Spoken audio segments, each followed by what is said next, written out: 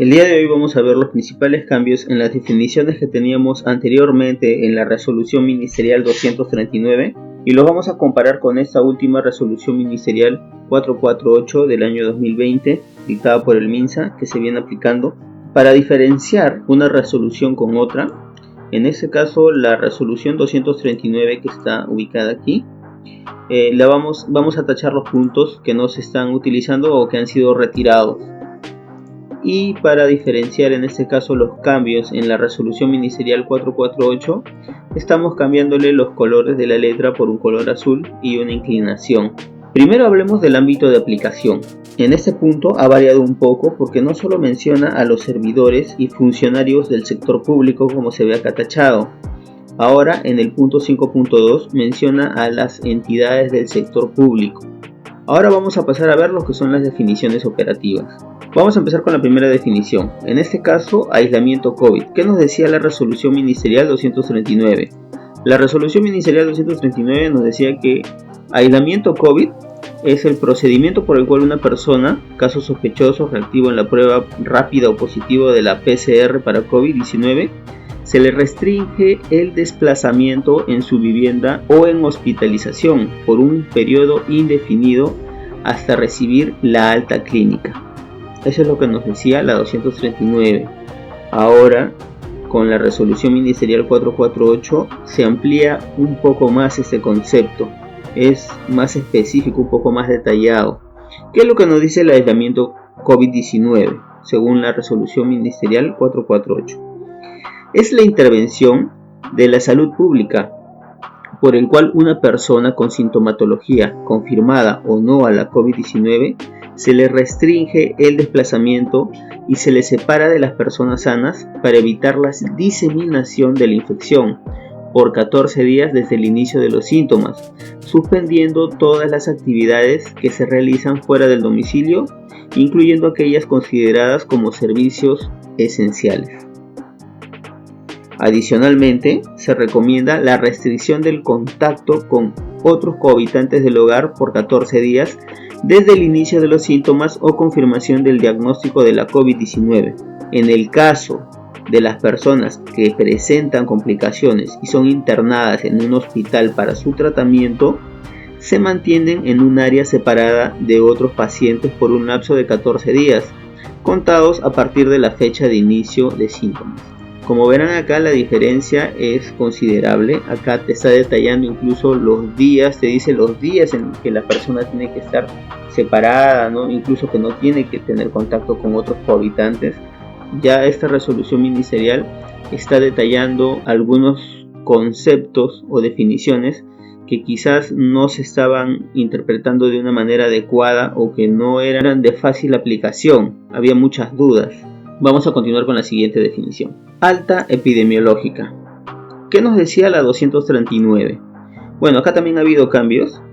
En este caso, el alta epidemiológica estaba como alta posterior a 14 días calendarios al aislamiento individual domiciliario o en centro de aislamiento o posteriores a la evaluación clínica individual o alta hospitalaria, según el documento técnico Prevención, diagnóstico y tratamiento de personas afectadas por COVID-19 en el Perú.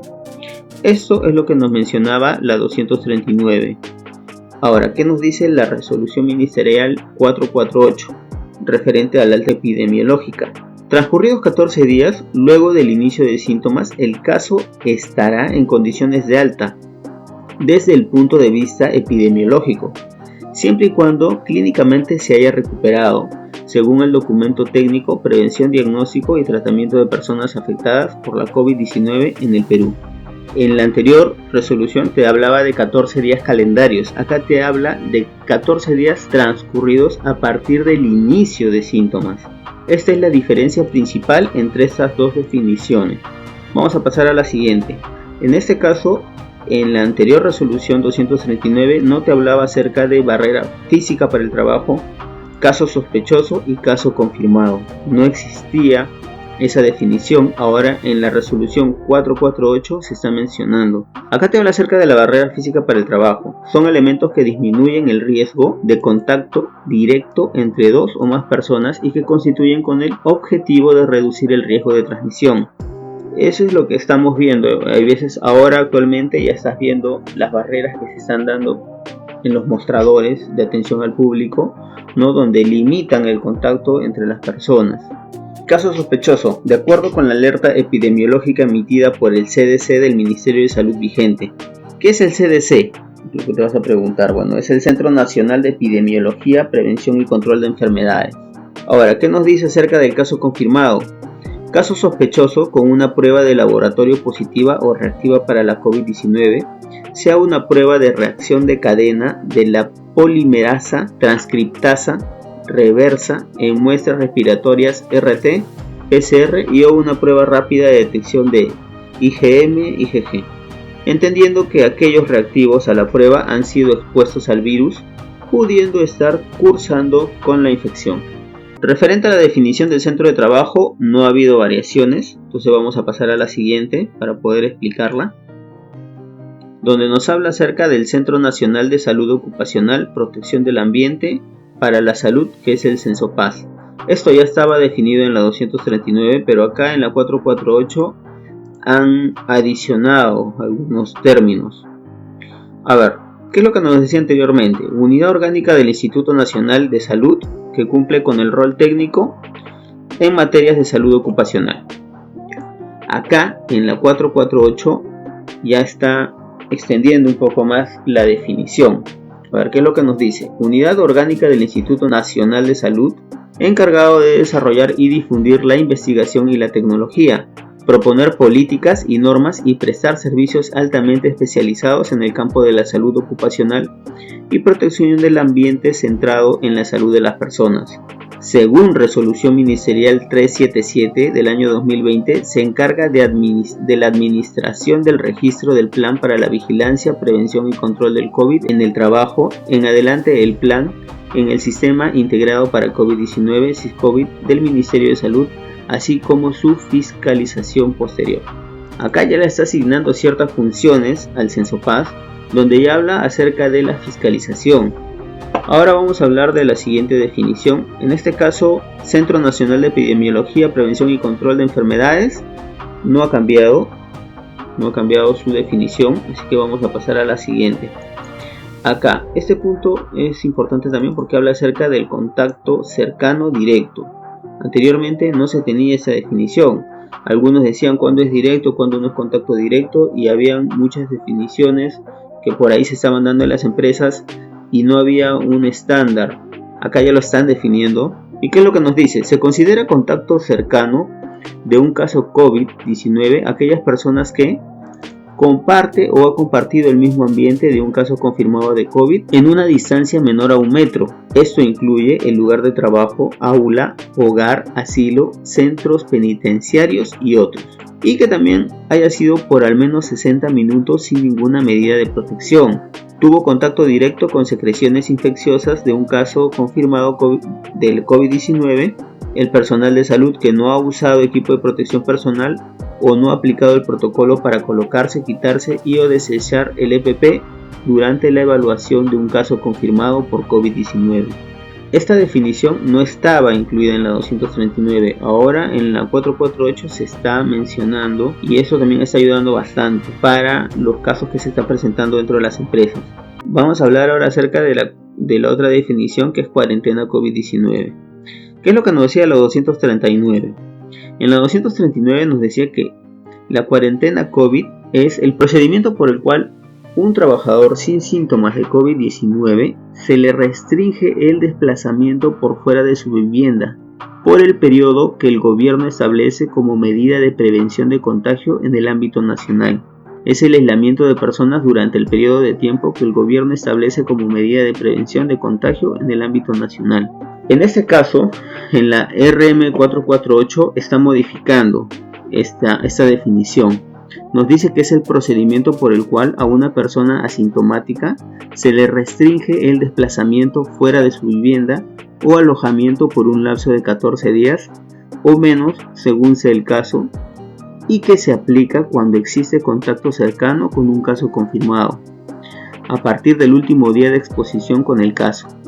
También se aplica a aquellos retornantes cuando arriban a una ciudad según criterio de la unidad de salud. según criterio de la autoridad de salud. Acá, como podrán darse cuenta, ya ha cambiado la definición, porque anteriormente no hablaba acerca de aquellas personas que están viajando, tampoco nos está hablando de aquellas personas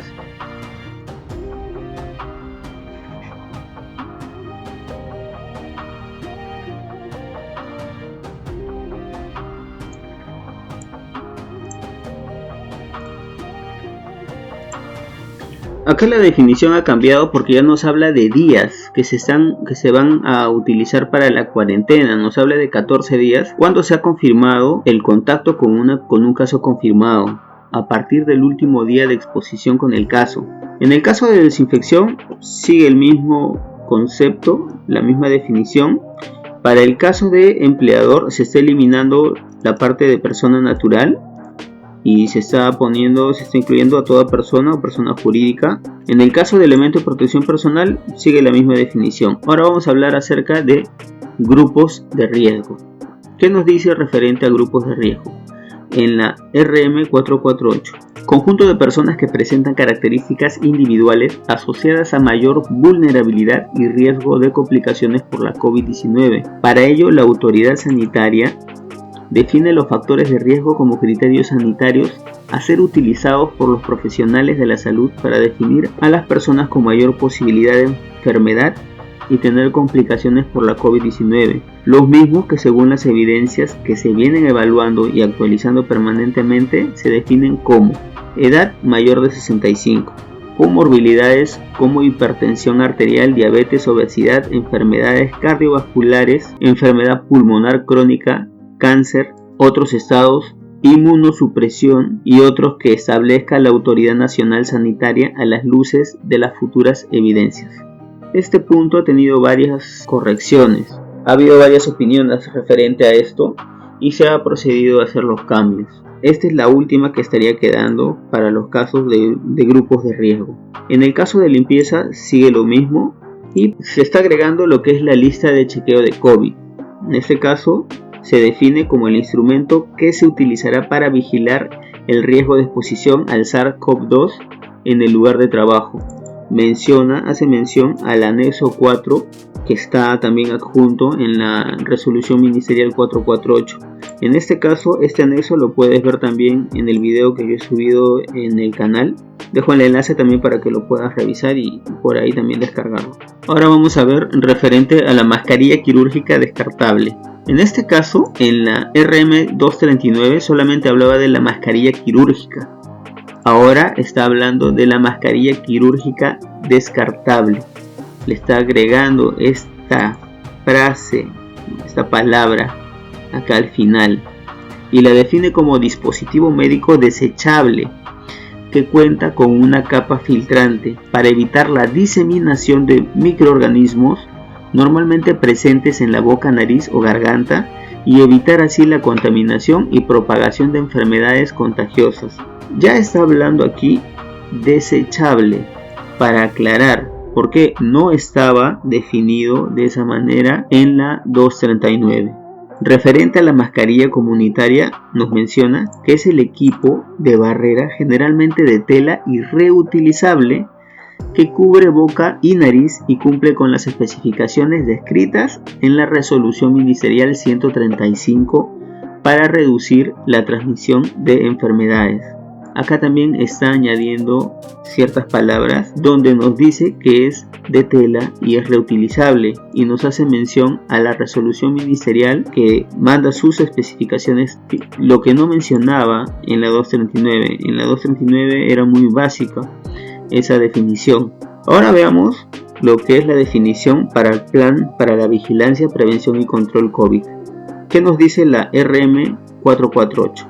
Documento de guía para establecer las medidas que se deberán tomar para vigilar el riesgo de exposición a la COVID-19 en el lugar de trabajo, el cual debe ser aprobado por el Comité de Seguridad y Salud en el Trabajo o Supervisor de Seguridad y Salud en el Trabajo según corresponda.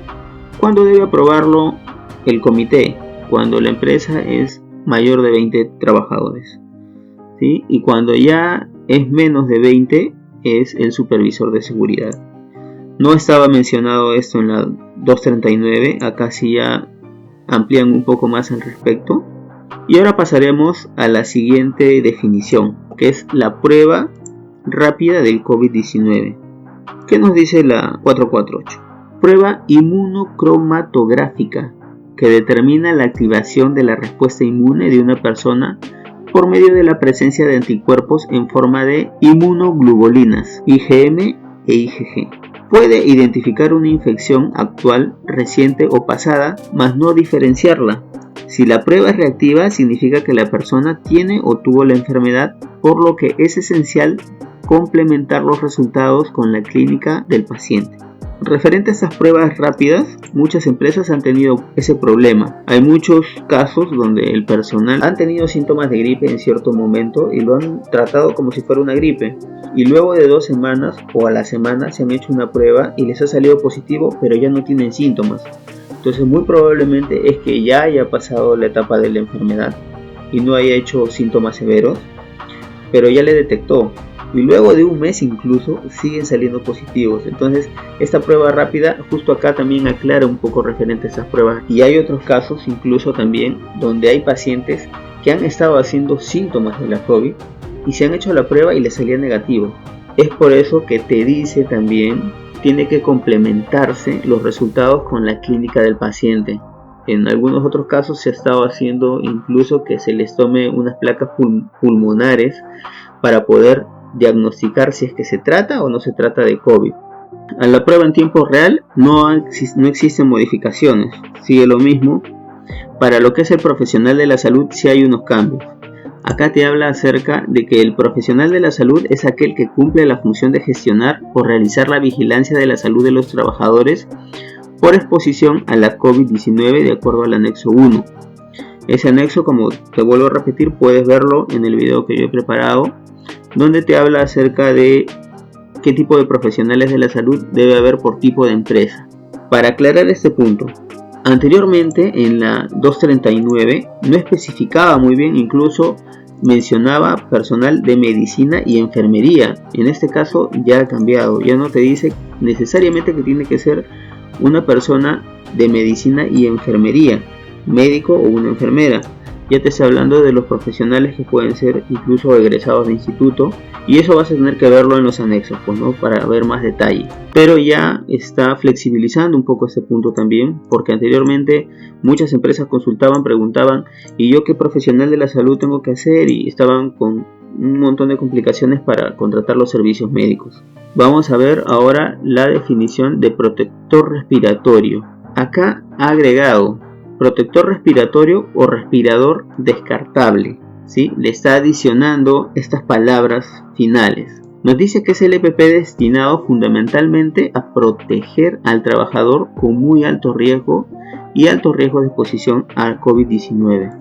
Se consideran los siguientes respiradores de características equivalentes con aprobaciones en sus países respectivos, indicados en la norma técnica peruana 329-201 del 2020 del Instituto Nacional de la Calidad INACAL.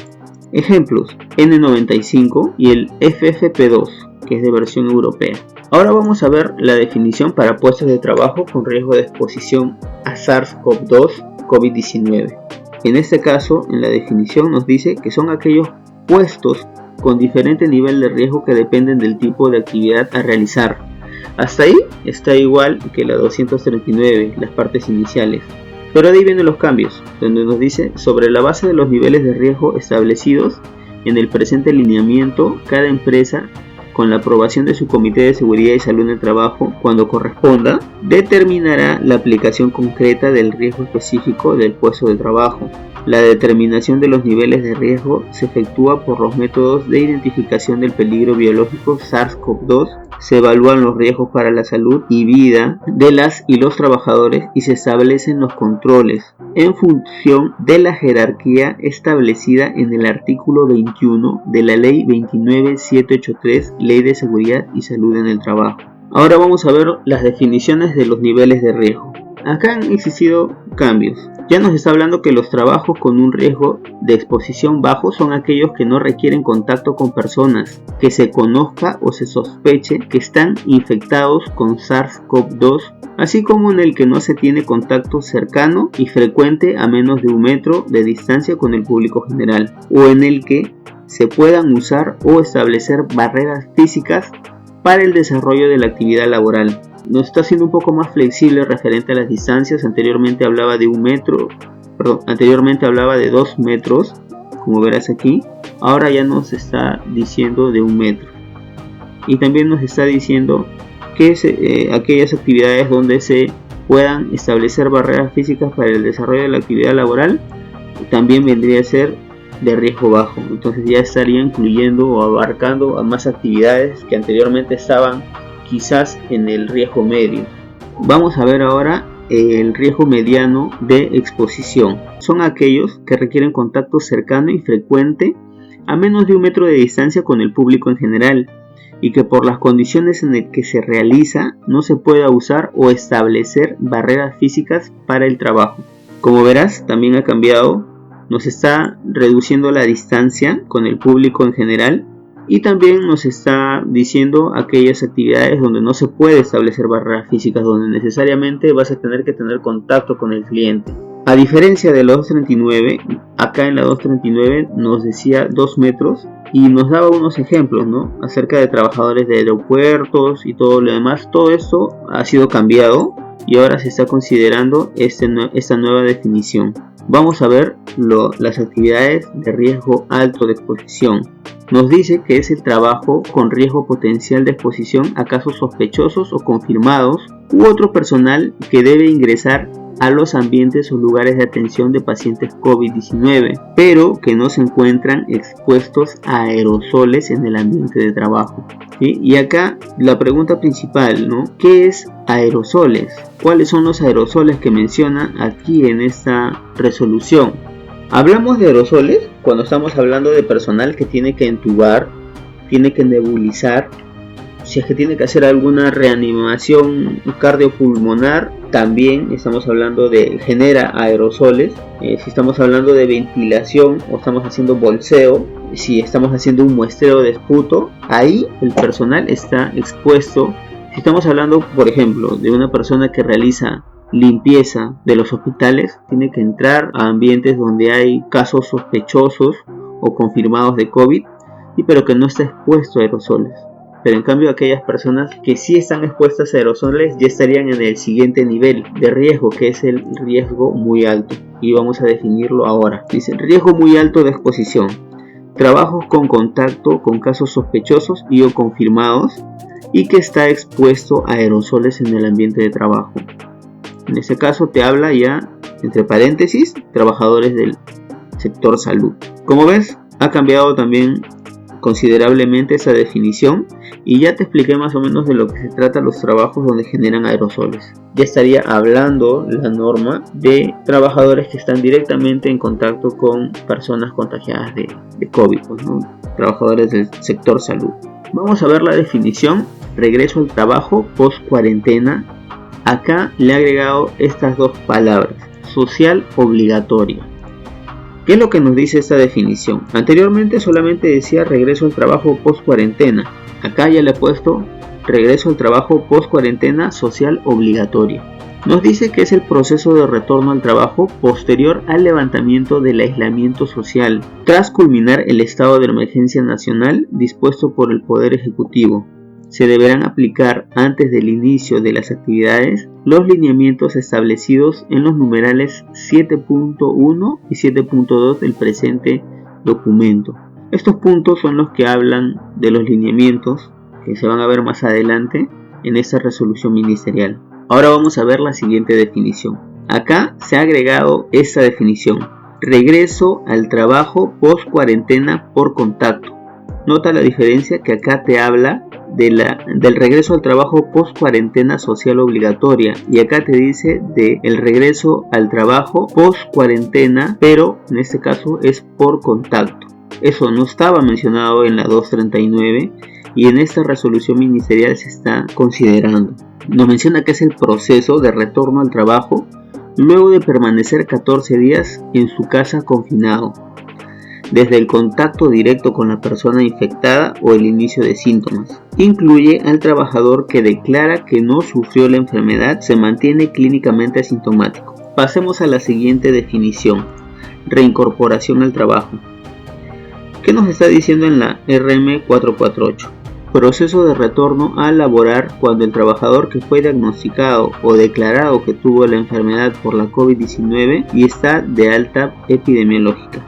Como verás, acá hay algunos cambios que son específicos, aclaratorios más que todo. Sigamos con la siguiente definición: responsable del servicio. Acá se ha agregado la palabra del servicio de seguridad y salud de los trabajadores. Nos define que es el profesional de la salud u otros que cumple la función de gestionar o realizar el plan para la vigilancia de salud de los trabajadores en el marco de la Ley 29783, Ley de Seguridad y Salud en el Trabajo. Tiene entre sus funciones prevenir, vigilar y controlar el riesgo de COVID-19. En este caso ya es un poco más flexible porque ya permite que puedan haber otros encargados y no necesariamente tiene que ser un doctor, un enfermero, también está incluyendo a otros profesionales de la salud. Y eso también tiene que estar de acuerdo a los otros lineamientos que están mostrados en el anexo 1, que eso también se ve en el otro video que te estaba haciendo mención. Y ahora vamos a pasar a ver la definición de trabajador. En este caso se ha cambiado por completo la definición que se tenía en la 239. Nos dice que incluye a los trabajadores de la empresa, al personal de las contratas, subcontratas o de cualquier tercero destacado o desplazado a la empresa principal, a las personas que sin vínculo laboral prestan servicios dentro del centro de trabajo. Y acá nos especifica que en el caso del inciso A, la empresa remite la información que ha registrado en la planilla mensual PLAME. El término trabajador, usado para el objeto del presente lineamiento, comprende situaciones no laborables, los incisos B y C únicamente para el objeto del presente lineamiento. Esto, ¿por qué lo ha especificado? Porque muchos a veces se desentienden de aquellos trabajadores que están ingresando a las empresas y no los monitorean, ¿no? En este caso estamos hablando de subcontratistas o visitantes también que visitan la planta o la empresa donde uno está trabajando, y a ellos también abarca que el plan de control y vigilancia cubra a este tipo de trabajadores. Bueno, con esto culminamos el video y voy a hacer otro video referente a los lineamientos, porque en este caso solamente he hablado de las definiciones. En otro video he hablado de los anexos y antes de que termine esta semana termino con los lineamientos.